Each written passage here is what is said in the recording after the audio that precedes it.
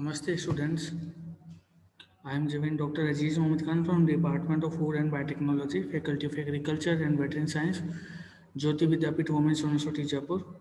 Today I am going to discuss about the topic chemical sterilization. Chemical sterilization is a technique in which we apply some chemical for the sterilization of any kind of surfaces of any kind of them material. For example, we can apply the chemical sterilization method for the sterilization of the some surfaces like surface of the laminar flow, and for the sterilization we can use the some chemicals which can inhibit and kill the microbial growth. So, what are the chemicals?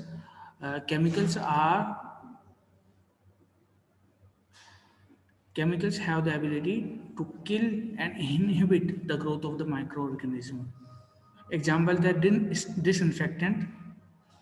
What are the disinfectant? Disinfectant are those chemicals that destroy the pathogenic bacteria, pathogenic microorganism. And some chemicals have very narrow spectrum of activity and some have very wide uh, activity. Because what is the meaning of narrow spectrum activity means they are specific for some limited group of microorganism, and variety wide spectrum means these chemical agents are specific against various kinds of wide range of microorganisms can be killed using these chemicals. Those chemicals that can sterilize are called chemosterilant. So, what are the ideal disinfectant must have properties? What are the properties of these chemical agents to being a ideal antibacterial property? They must have wide spectrum activity. They should be able to destroy microbes within practical period of time. They should make effective contact and some be wettable. They should be active in any pH. They must be stable. They should have long life and should be speedy. Should have high penetrating power. So these are the properties of disinfectant. Similarly, they must also have properties of being non-toxic in nature. Because if they will be toxic in nature, they can be harmful for the humans. Because these chemicals, some of these chemicals are used on the surface of the human skin, and when they are used in the human skin, and if they are toxic, they can cause some allergic reactions on the humans. So they should be non-toxic, non-allergic, and non-irritative. Should not have any kind of bad odor. They should not leave non-volatile residues or stain. They should not leave non-volatile residues or stain in the material which we are taking. For example, they should not leave any any non-volatile residue on the microbial media. The efficacy should not be lost of these chemicals during the process and should not be expensive. Okay, they must be easily available. So, on the basis of the chemical, we can classify them.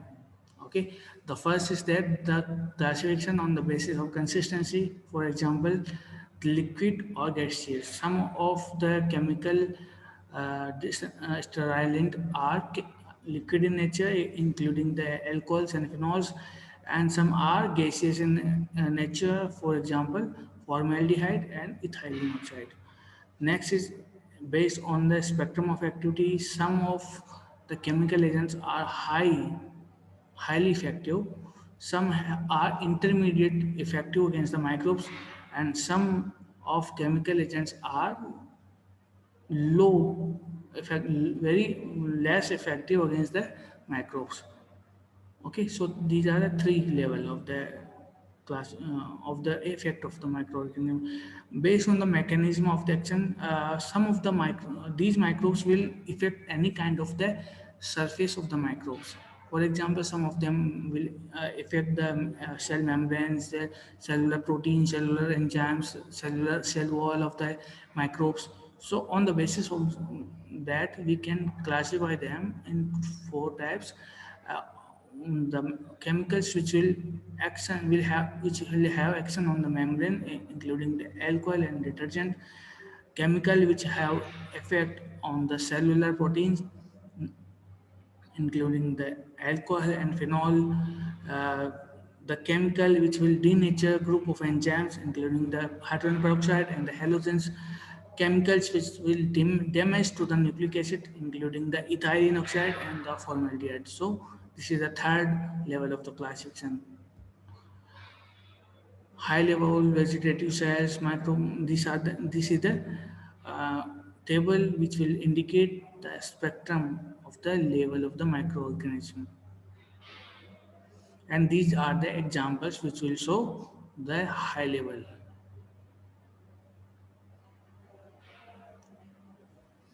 Next is the mode of action. Alcohol dehydrated cell disrupt cell membrane and cause coagulation. Example: ethyl alcohol, isopropyl alcohol, and methyl alcohol. So what is the application of the alcohol? Alcohol have very important role because they are easily available, they are cheap in the cost, and they are common disinfectant. They are used to disinfect clinical thermometers also. And one of the most important thing is that they can be applied on any surface directly.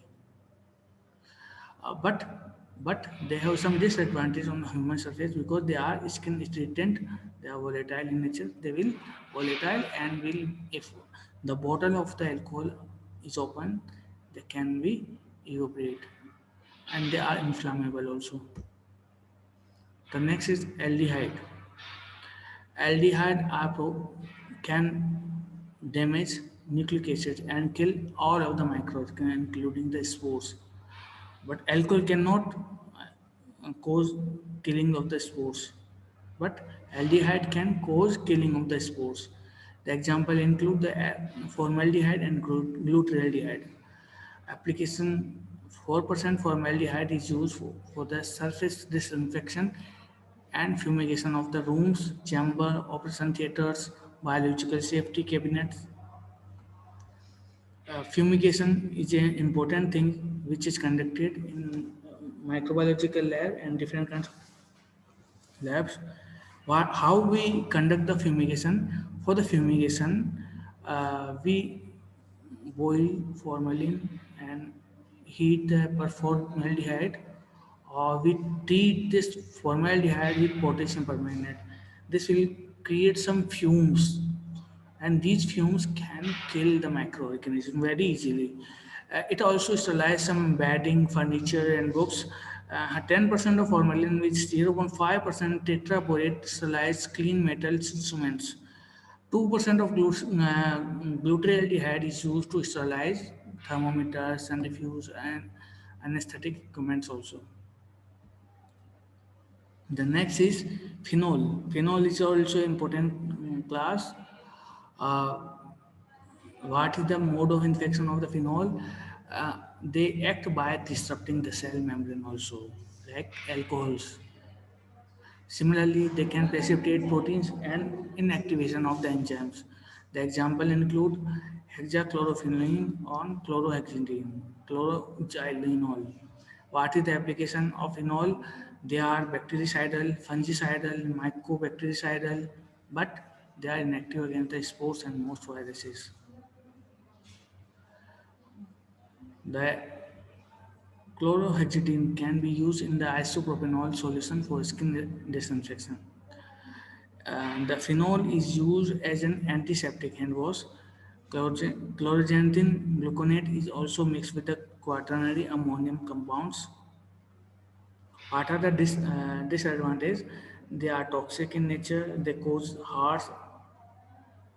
harassment in the skin and can skin irritant. So these all are the examples. Some another thing are also there. For example, we can use the some chemical agents such as Dettol, uh, and disinfectant, which are disinfectant soaps, detergents. These are also an example of the chemical sterline, because these detergents and disinfectant can have important role in the killing of the microbes. Why? Because they are surfactant. They can make a very important role, because they can change the surface tension of the microorganism. They can change the water level of the microorganisms, which can be used in the killing of the microbes. So they are also very important and can be used in killing of various kinds of microorganisms. So if you have any questions, you can ask me in the comment box. Our topic is over here. Thank you very much.